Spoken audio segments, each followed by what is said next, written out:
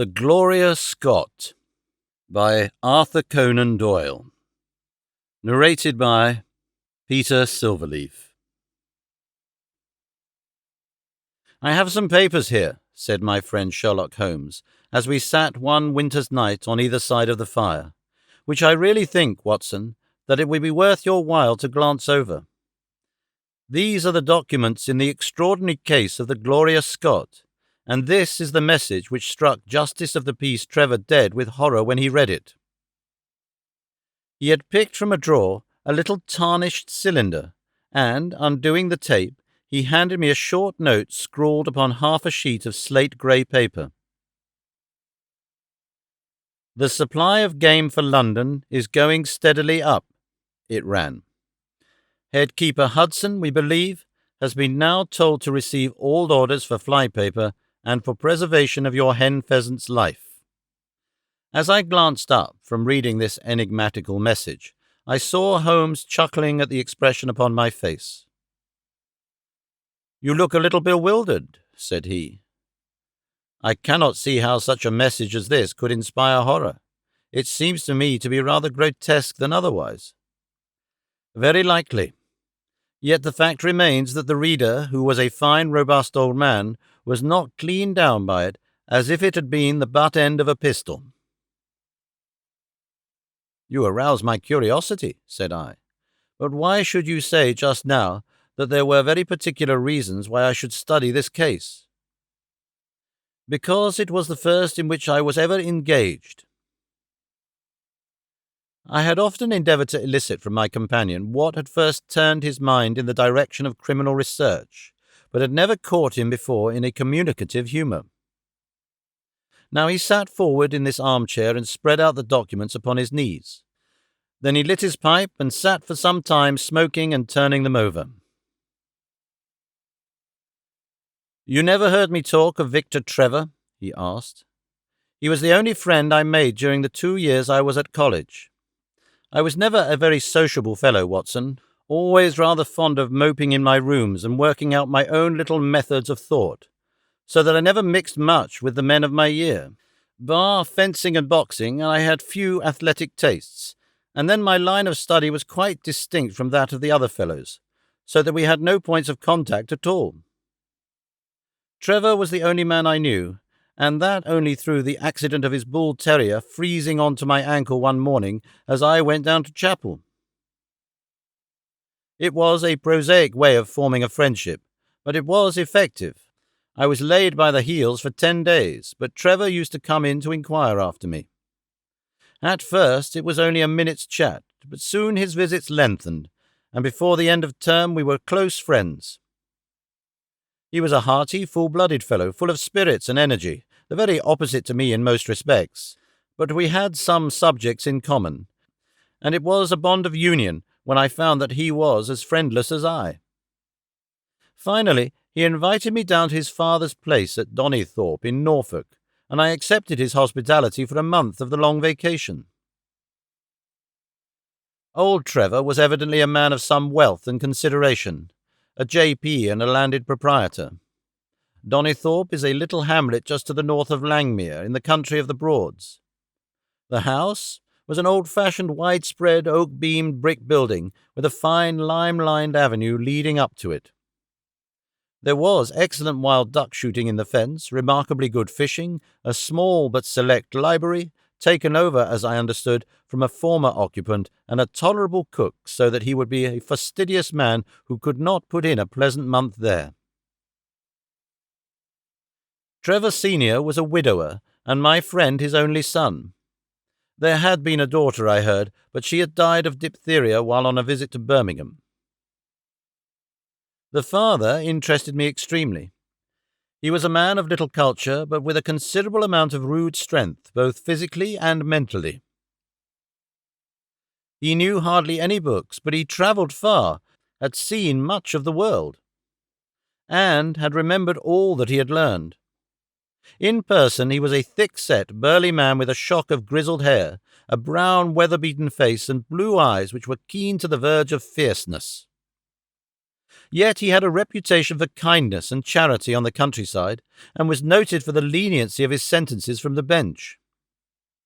One evening, shortly after my arrival, we were sitting over a glass of port after dinner, when young Trevor began to talk about those habits of observation and inference which I had already formed into a system, although I had not yet appreciated the part which they were to play in my life. The old man evidently thought that his son was exaggerating in his description of one or two trivial feats which I had performed. "Come now, Mr. Holmes," said he, laughing good-humouredly. "I am an excellent subject, if you can deduce anything from me." "I fear there is not very much," I answered. "I might suggest that you have gone about in fear of some personal attack within the last 12 months. The laugh faded from his lips, and he stared at me in great surprise. "Well, that's true enough," said he. "You know, Victor," said he, "when we broke up that poaching gang, they swore to knife us, and Sir Edward Holly has actually been attacked. I have always been on my guard since then, though I have no idea how you know it." "You have a very handsome stick," I answered. "By the inscription I observed that you had not had it more than a year. But you have taken some pains to bore the head of it and pour melted lead into a hole so as to make it a formidable weapon. I argued that you would not take such precautions unless you had some danger to fear." "Anything else?" he asked, smiling. "You have boxed a good deal in your youth." "Right again. How did you know it? Is my nose knocked a little out of the straight?" "No," said I, "it is your ears. They have the peculiar flattening and thickening which marks the boxing man." "Anything else?" "You have done a good deal of digging by your Calicites." "Made all my money at the goldfields." "You have been in New Zealand." "Right again." "You have visited Japan." "Quite true." "And you have been most intimately associated with someone whose initials were J.A., and whom you afterwards were eager to entirely forget." Mr. Trevor stood slowly up, fixed his large blue eyes upon me with a strange wild stare, and then pitched forward, with his face among the nutshells which strewed the cloth, in a dead faint. You can imagine, Watson, how shocked both his son and I were. His attack did not last long, however, for when we undid his collar and sprinkled the water from one of the finger-glasses over his face, he gave a gasp or two and sat up. "Ah, boys," said he, forcing a smile, "I hope I haven't frightened you. Strong as I look, there is a weak place in my heart, and it does not take much to knock me over. I don't know how you manage this, Mr. Holmes, but it seems to me that all the detectives of fact and of fancy would be children in your hands. That's your line of life, sir, and you may take the word of a man who has seen something of the world." And that recommendation, with the exaggerated estimate of my ability with which he prefaced it, was, if you will believe me, Watson, the very first thing which ever made me feel that a profession might be made out of what had up to that time been the merest hobby. At the moment, however, I was too much concerned at the sudden illness of my host to think of anything else. "I hope that I have said nothing to pain you," said I. "Well, you certainly touched upon a rather tender point. Might I ask you how you know, and how much you know?" He spoke now in a half-jesting fashion, but a look of terror still lurked at the back of his eyes. "It is simplicity itself," said I. "When you bared your arm to draw that fish into the boat, I saw that J.A. had been tattooed in the bend of the elbow.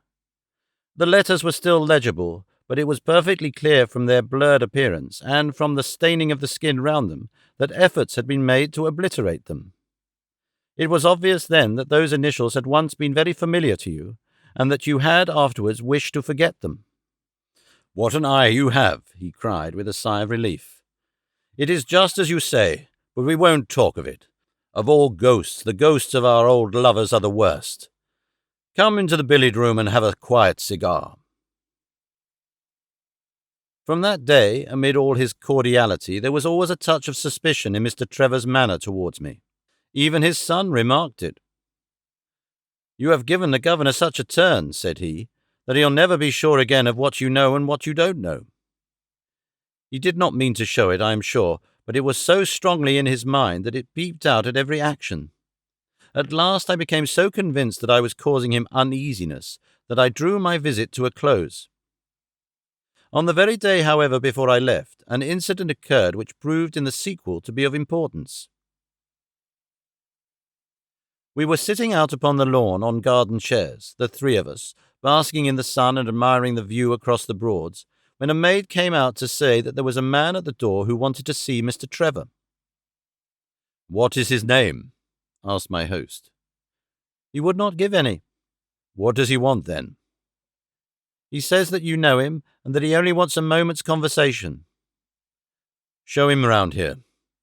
An instant afterwards there appeared a little wizened fellow with a cringing manner and a shambling style of walking. He wore an open jacket and with a splotch of tar on the sleeve, a red and black check shirt, dungaree trousers, and heavy boots badly worn. His face was thin and brown and crafty, with a perpetual smile upon it, which showed an irregular line of yellow teeth, and his crinkled hands were half closed in a way that is distinctive of sailors. As he came slouching across the lawn, I heard Mr. Trevor make a sort of hiccoughing noise in his throat, and jumping out of his chair he ran into the house. He was back in a moment, and I smelt a strong reek of brandy as he passed me. "Well, my man," said he, "what can I do for you?" The sailor stood looking at him with puckered eyes, and with the same loose-lipped smile upon his face. "You don't know me?" he asked. "Why, dear me, it is surely Hudson," said Mr. Trevor in a tone of surprise. "Hudson it is, sir," said the seaman. "Why, it's 30 year and more since I saw you last. Here you are in your house, and me still picking up my salt meat out of the harness cask." "Tut, you will find that I have not forgotten old times," cried Mr. Trevor, and, walking towards the sailor, he said something in a low voice. "Go into the kitchen," he continued out loud, "and you will get food and drink. I have no doubt that I shall find you a situation." "Thank you, sir," said the seaman, touching his forelock. "I'm just off a 2-yearer in an 8-knot tramp, short-handed at that, and I wants a rest. I thought I'd get it either with Mr. Beddoes or with you." "Oh," cried Trevor, "you know where Mr. Beddoes is?" "Bless you, sir, I know where all my old friends are," said the fellow with a sinister smile, and he slouched off after the maid to the kitchen.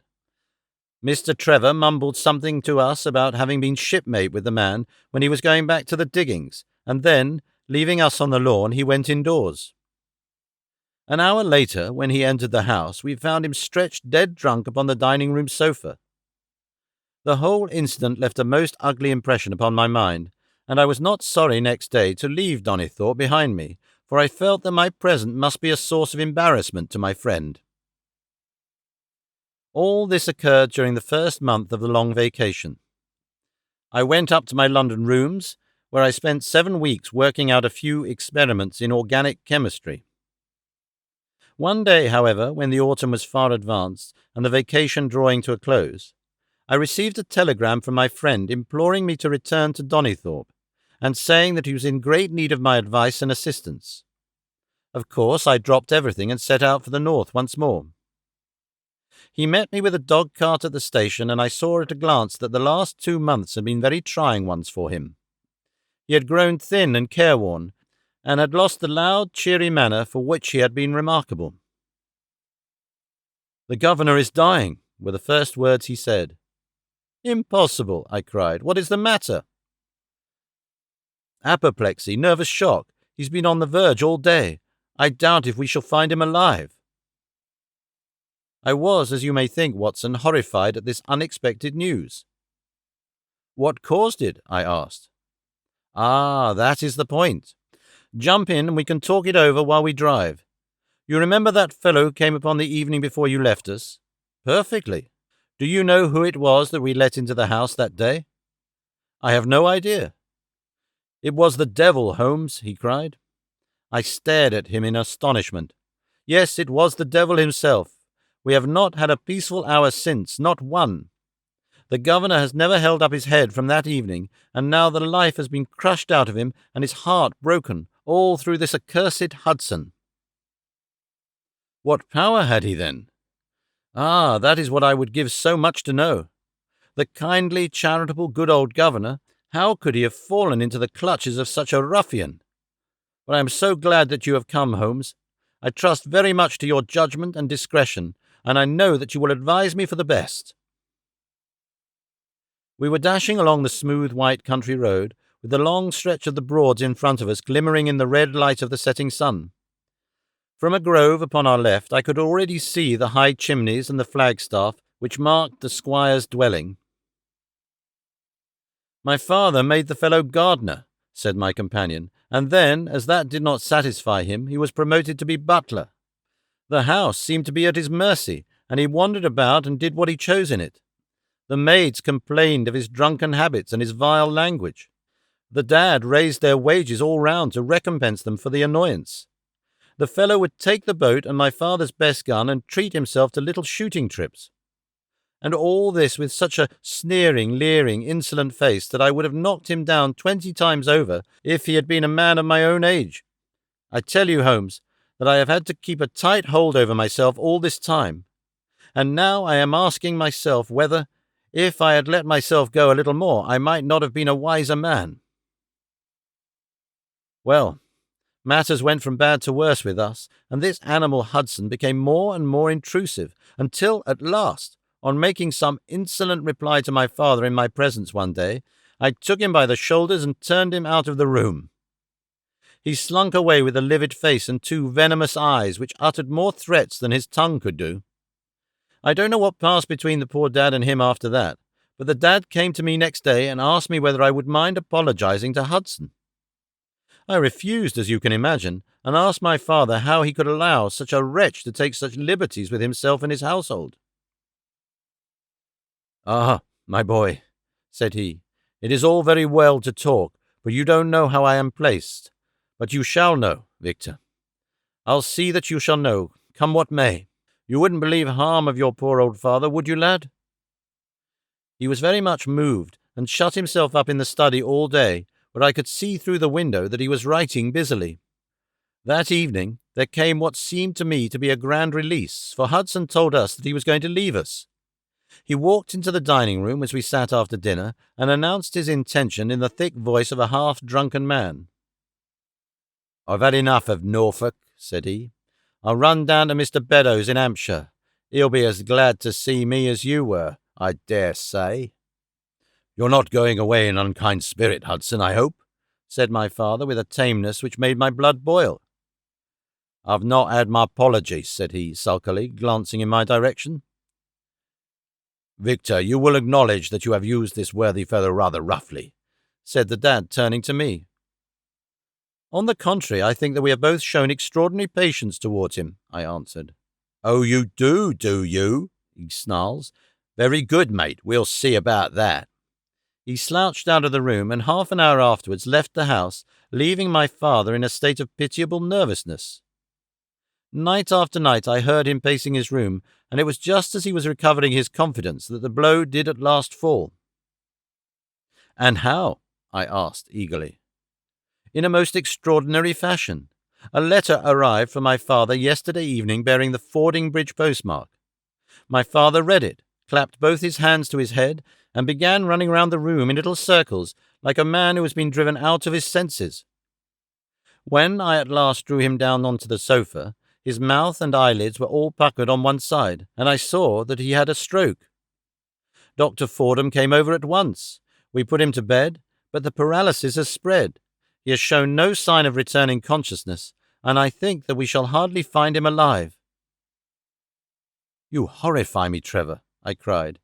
"What then could have been in this letter to cause so dreadful a result?" "Nothing. There lies the inexplicable part of it. The message was absurd and trivial. Ah, my God, it is as I feared." As he spoke, we came round the curve of the avenue, and saw in the fading light that every blind in the house had been drawn down. As we dashed up to the door, my friend's face convulsed with grief. A gentleman in black emerged from it. "When did it happen, Doctor?" asked Trevor. "Almost immediately after you left. Did he recover consciousness? For an instant before the end. Any message for me? Only that the papers were in the back drawer of the Japanese cabinet. My friend ascended with the doctor to the chamber of death, while I remained in the study, turning the whole matter over and over in my head, and feeling as sombre as ever I had done in my life. What was the past of this Trevor, pugilist, traveller, and gold-digger, and how had he placed himself in the power of this acid-faced seaman? Why, too, should he faint at an allusion to the half-effaced initials upon his arm, and die of fright when he had a letter from Fordingbridge? Then I remembered that Fordingbridge was in Hampshire, and that this Mr. Beddoes, whom the seaman had gone to visit and presumably to blackmail, had also been mentioned as living in Hampshire. The letter, then, might either come from Hudson, the seaman, saying that he had betrayed the guilty secret which appeared to exist, or it might come from Beddoes, warning an old confederate that such a betrayal was imminent. So far it seemed clear enough. But then how could this letter be trivial and grotesque, as described by the son? He must have misread it.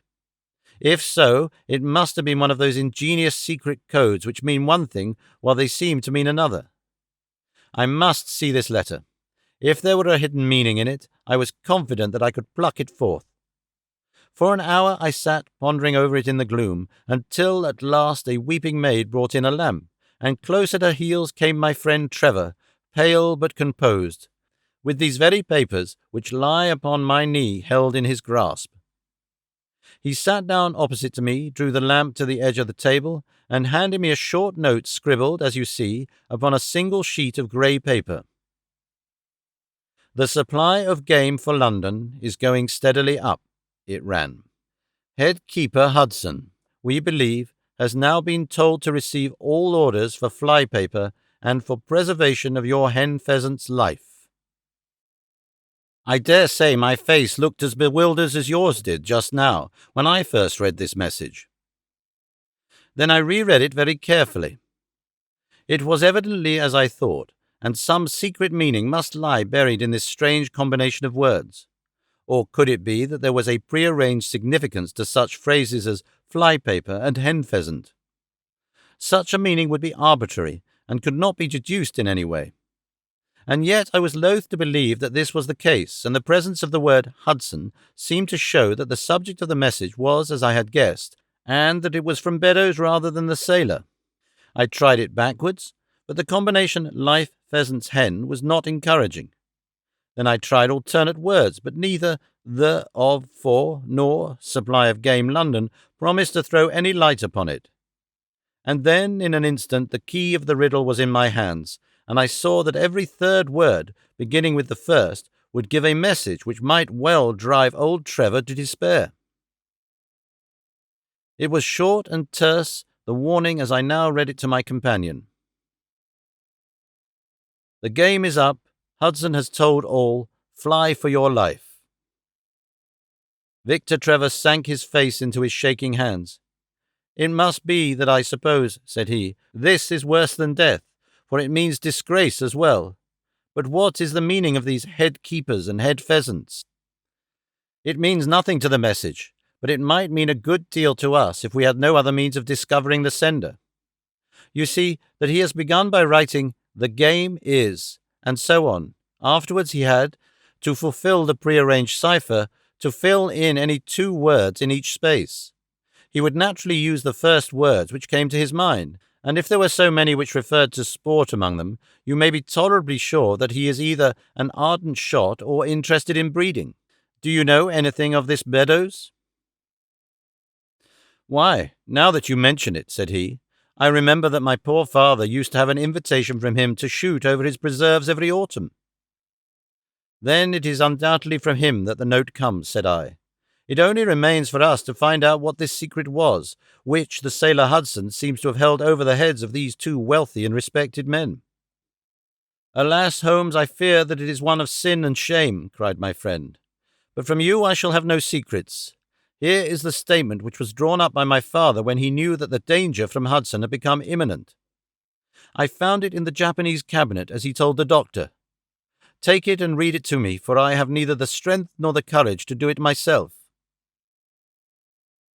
These are the very papers, Watson, which he handed to me, and I will read them to you as I read them in the old study that night to him. They are endorsed, as you see. Some particulars of the voyage of the bark Gloria Scott, from her leaving Falmouth on the 8th of October, 1855, to her destruction in North Lat. 15 degrees 20 minutes, West Long 25 degrees 14 minutes, on November 6th. It is in the form of a letter and runs this way. My dear, dear son, now that approaching disgrace begins to darken the closing years of my life, I can write with all truth and honesty that it is not the terror of the law, it is not the loss of my position in the county, nor is it my fall in the eyes of all who have known me, which cuts me to the heart, but it is the thought that you should come to blush for me, you who love me, and who have seldom, I hope, had reason to do other than respect me. But if the blow falls which is forever hanging over me, then I should wish you to read this, that you may know straight from me how far I have been to blame. On the other hand, if all should go well, which may God Almighty grant, then if by any chance this paper should be still undestroyed, and should fall into your hands, I conjure you by all you hold sacred, by the memory of your dear mother, and by the love which has been between us, to hurl it into the fire, and to never give one thought to it again. If then your eyes goes on to read this line, I know that I shall have already been exposed and dragged from my home, or, as is more likely, for you to know that my heart is weak, by lying with my tongue sealed for ever in death. In either case, the time for suppression is past, and every word which I tell you is the naked truth, and this I swear as I hope for mercy. My name, dear lad, is not Trevor. I was James Armitage in my younger days, and you can understand now the shock that it was to me a few weeks ago when your college friend addressed me in the words which seemed to imply that he had surmised my secret. As Armitage it was that I entered a London banking house, and as Armitage I was convicted of breaking my country's laws, and was sentenced to transportation. Do not think very harshly of me, laddie. It was a debt of honour, so-called, which I had to pay, and I used money which was not my own to do it, in the certainty that I could replace it before there could be any possibility of it being missed. But the most dreadful ill luck pursued me. The money which I had reckoned upon never came to hand, and a premature examination of accounts exposed my deficit. The case might have been dealt leniently with, but the laws were more harshly administered 30 years ago than now, and on my 23rd birthday I found myself chained as a felon with 37 other convicts in 'tween decks of the bark Gloria Scott, bound for Australia. It was the year 55 when the Crimean War was at its height, and the old convict ships had been largely used as transports in the Black Sea. The government was compelled, therefore, to use smaller and less suitable vessels for sending out their prisoners. The Gloria Scott had been in the Chinese tea trade, but she was an old-fashioned, heavy-bowed, broad-beamed craft, and the new clippers had cut her out. She was a 500-ton boat, and besides her 38 jailbirds, she carried 26 of crew, 18 soldiers, a captain, 3 mates, a doctor, a chaplain, and 4 warders. Nearly 100 souls were in her, all told, when we set sail from Falmouth. The partitions between the cells of the convicts, instead of being of thick oak, as is usual in convict ships, were quite thin and frail. The man next to me upon the aft side was one of whom I had particular notice when we were led down the quay. He was a young man with a clear, hairless face, a long, thin nose, and rather nut-cracker jaws. He carried his head very jauntily in the air, had a swaggering style of walking, and was, above all else, remarkable for his extraordinary height. I don't think any of our heads would have come up to his shoulder, and I am sure that he could not have measured less than 6.5 feet. It was strange among so many sad and weary faces to see one which was full of energy and resolution. The sight of it was to me like a fire in a snowstorm. I was glad then to find that he was my neighbour, and gladder still, in the dead of night, I heard a whisper close to my ear, and found that he had managed to cut an opening in the board which separated us. "Hello, chummy," said he. "What's your name and what are you here for?" I answered him and asked in turn who I was talking with. "I'm Jack Prendergast," said he, "and by God you'll learn to bless my name before you've done with me." I remembered hearing of his case, for it was one which had made an immense sensation throughout the country some time before my own arrest. He was of a good family and of great ability, but of incurably vicious habits, who had by an ingenious system of fraud obtained huge sums of money from the leading London merchants. "Aha, you remember my case," said he proudly. "Very well indeed. Then maybe you remember something queer about it." "What was that, then?" "I had nearly $250,000, hadn't I?" "So it was said, but none was recovered, eh?" "No." "Well, where do you suppose the balance is?" he asked. "I have no idea," said I. "Right between my finger and thumb," he cried. "By God, I've got more pounds to my name than you've hairs on your head. And if you've money, my son, and know how to handle it and spread it, you can do anything. Now, you don't think that it's likely that a man who could do anything is going to wear his breeches out, sitting in the stinking hold of a rat-gutted, beetle-ridden, mouldy old coffin of a China coaster? No, sir. Such a man will look after himself and will look after his chums. You may lay to that. You hold on to him, and you may kiss the book that he'll haul you through." That was his style of talk, and at first I thought it meant nothing, but after a while, when he had tested me and sworn me in with all possible solemnity, he let me understand that there really was a plot to gain command of the vessel. A dozen of the prisoners had hatched it before they came aboard. Prendergast was the leader, and his money was the motive power. "I'd a partner," said he, "a rare good man, as true as stock as a barrel. He got the dibs, he has, and where do you think he is at this moment? Why, he's the chaplain of this ship, the chaplain no less. He came aboard with a black coat and his papers right, and money enough in his box to buy the thing right up from keel to main truck. The crew are his, body and soul. He could buy 'em at so much a gross with a cash discount, and he did it before ever they signed on. He's got 2 of the warders and Mercer, the second mate, and he'd get the captain himself if he thought him worth it." "What are we to do, then?" I asked. "What do you think?" said he. "We'll make the coats of some of these soldiers redder than ever the tailor did." "But they are armed," said I. "And so shall we be, my boy.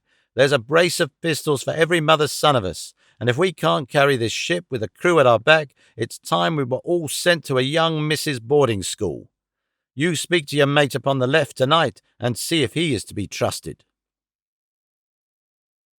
I did so, and found my other neighbour to be a young fellow in much the same position as myself, whose crime had been forgery. His name was Evans, but afterwards he changed it, like myself, and he is now a rich and prosperous man in the south of England. He was ready enough to join the conspiracy as the only means of saving ourselves, and before we had crossed the bay there were only 2 of the prisoners who were not in the secret. One of these was of weak mind, and we did not dare to trust him, and the other was suffering from jaundice, and could not be of any use to us. From the beginning there was really nothing to prevent us from taking possession of the ship. The crew were a set of ruffians specially picked for the job.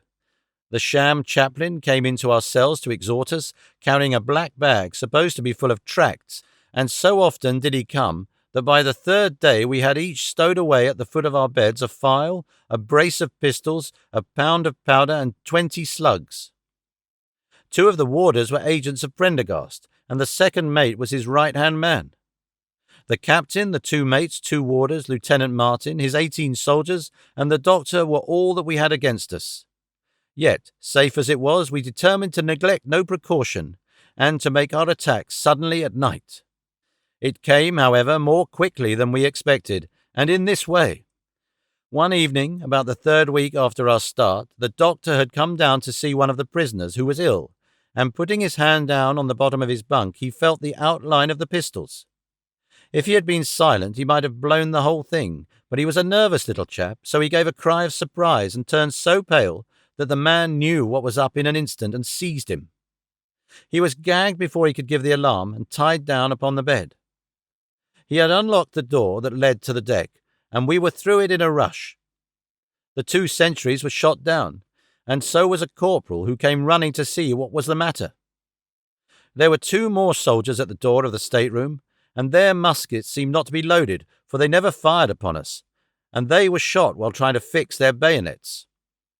Then we rushed on into the captain's cabin, but as we pushed open the door there was an explosion from within, and there he lay with his brains smeared over the chart of the Atlantic, which was pinned upon the table, while the chaplain stood with a smoking pistol in his hand at his elbow. The 2 mates had both been seized by the crew, and the whole business seemed to be settled. The stateroom was next the cabin, and we flocked in there and flopped down on the settees, all speaking together, for we were just mad with the feeling that we were free once more. There were lockers all round, and Wilson, the sham chaplain, knocked one of them in and pulled out a dozen of brown sherry. We cracked off the necks of the bottles, poured the stuff out into tumblers, and were just tossing them off when, in an instant without warning, there came the roar of muskets in our ears, and the saloon was so full of smoke that we could not see across the table. When it cleared again, the place was a shambles. Wilson and 8 others were wriggling on top of each other on the floor, and the blood and the brown sherry on that table turned me to sick now when I think of it.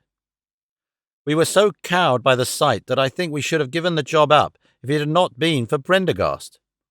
He bellowed like a ball and rushed for the door with all that were left alive at his heels. Out we ran, and there on the poop were the lieutenant and 10 of his men. The swing skylights above the saloon table had been a bit open, and they had fired on us through the slit. We got on them before they could load, and they stood to it like men. But we had the upper hand of them, and in 5 minutes it was all over. My God, was there ever a slaughterhouse like that ship?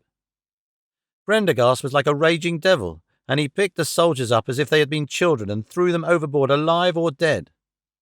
There was one sergeant that was horribly wounded and yet kept on swimming for a surprising time, until someone in mercy blew out his brains. When the fighting was over, there was no one left of our enemies except just the warders, the mates, and the doctor. It was over them that the great quarrel arose. There were many of us were glad enough to win back our freedom, and yet who had no wish to have murder on our souls. It was one thing to knock the soldiers over with their muskets in their hands, and it was another to stand by while men were being killed in cold blood. 8 of us, 5 convicts and 3 sellers, said that we would not see it done. But there was no moving Prendergast and those who were with him. Our only chance of safety lay in making a clean job of it, said he, and he would not leave a tongue with power to wag in a witness box. It nearly came to our sharing the fate of the prisoners, but at last he said that if we wished we might take a boat and go. We jumped at the offer, for we were already sick of these bloodthirsty doings, and we saw that it would be worse before it was done. We were given a suit of sailors' togs each, a barrel of water, 2 casks, one of junk and one of biscuits, and a compass. Prendergast threw us over a chart, told us that we were shipwrecked mariners whose ship had foundered in latitude 15 degrees north and longitude 25 degrees west, and then cut the painter and let us go. And now I come to the most surprising part of my story. My dear son. The seamen had hauled the foreyard back during the rising, but now as we left them they brought it square again, and as there was a light wind from the north and east, the bark began to draw slowly away from us. Our boat lay rising and falling upon the long, smooth rollers, and Evans and I, who were the most educated of the party, were sitting in the sheets working out our position and planning what coast we should make for. It was a nice question, for the Cape de Verds were about 500 miles to the north of us, and the African coast about 700 to the east. On the whole, as the wind was coming round to the north, we thought that Sierra Leone might be best, and turned our head in that direction, the bark being at that time nearly hull down on our starboard quarter. Suddenly, as we looked at her, we saw a dense black cloud of smoke shoot up from her, which hung like a monstrous tree upon the skyline. A few seconds later, a roar like thunder burst upon our ears, and as the smoke thinned away there was no sign left of the Gloria Scott. In an instant we swept the boat's head round again and pulled with all our strength for the place where the haze still trailing over the water marked the scene of this catastrophe. It was a long hour before we reached it, and at first we feared that we had come too late to save anyone. A splintered boat and a number of crates and fragments of spars rising and falling on the waves showed us where the vessel had foundered. But there was no sign of life, and we had turned away in despair when we heard a cry for help and saw at some distance a piece of wreckage with a man lying stretched across it. When we pulled him aboard the boat, he proved to be a young seaman of the name of Hudson, who was so burned and exhausted that he could give us no account of what had happened until the following morning. It seemed that after we had left, Prendergast and his gang had proceeded to put to death the 5 remaining prisoners. The 2 warders had been shot and thrown overboard, and so also had the 3rd mate. Prendergast then descended into the 'tween decks and with his own hands cut the throat of the unfortunate surgeon. There only remained the 1st mate, who was a bold and active man. When he saw the convict approaching him with the bloody knife in his hand, he kicked off his bonds, which he had somehow contrived to loosen, and rushing down the deck, he plunged into the after hold. A dozen convicts, who descended with their pistols in search of him, found him with a match in his hand, seated beside an open powder barrel, which was one of 100 carried on board, and swearing that he would blow all hands up if he were in any way molested. An instant later the explosion occurred, though Hudson thought it was caused by the misdirected bullet of one of the convicts rather than the mate's match. Be the cause what it may, it was the end of the Gloria Scott and of the rabble who held command of her. Such, in a few words, my dear boy, is the history of this terrible business in which I was involved. Next day we were picked up by the brig Hotspur bound for Australia, whose captain found no difficulty in believing that we were the survivors of a passenger ship which had foundered. The transport ship Gloria Scott was set down by the Admiralty as being lost at sea, and no word has ever leaked out as to her true fate. After an excellent voyage, the Hotspur landed us at Sydney, where Evans and I changed our names and made our way to the diggings, where, among the crowds who were gathered from all nations, we had no difficulty in losing our former identities. The rest I need not relate. We prospered, we travelled, we came back as rich colonials to England, and we bought country estates. For more than 20 years we have led peaceful and useful lives, and we hoped that our past was forever buried. Imagine then my feelings when, in the seaman who came to us, I recognized instantly the man who had been picked off the wreck. He had tracked us down somehow, and had set himself to live upon our fears. You will understand now that it was that I strove to keep the peace with him, and you will in some measure sympathize with me in the fears which fill me, now that he has gone from me to his other victim with threats upon his tongue. Underneath is written in a hand so shaky as to be hardly legible, Beddoes writes in cipher to say, H has told all, sweet Lord, have mercy on our souls. That was the narrative which I read that night to young Trevor, and I think, Watson, that under the circumstances it was a dramatic one. The good fellow was heartbroken at it, and went out to the Terai tea-planting, where I hear that he is doing well. As to the sailor and Beddoes, neither of them was ever heard of again after that day on which the letter of warning was written. They both disappeared utterly and completely. No complaint had been lodged with the police, so that Beddoes had mistaken a threat for a deed. Hudson had been seen lurking about, and it was believed by the police that he had done away with Beddoes and had fled. For myself, I believe that the truth was exactly the opposite. I think that it is most probable that Beddoes, pushed to desperation and believing himself to have been already betrayed, had revenged himself upon Hudson, and had fled from the country with as much money as he could lay his hands on. Those are the facts of the case, Doctor, and if they are of any use to your collection, I am sure that they are very heartily at your service.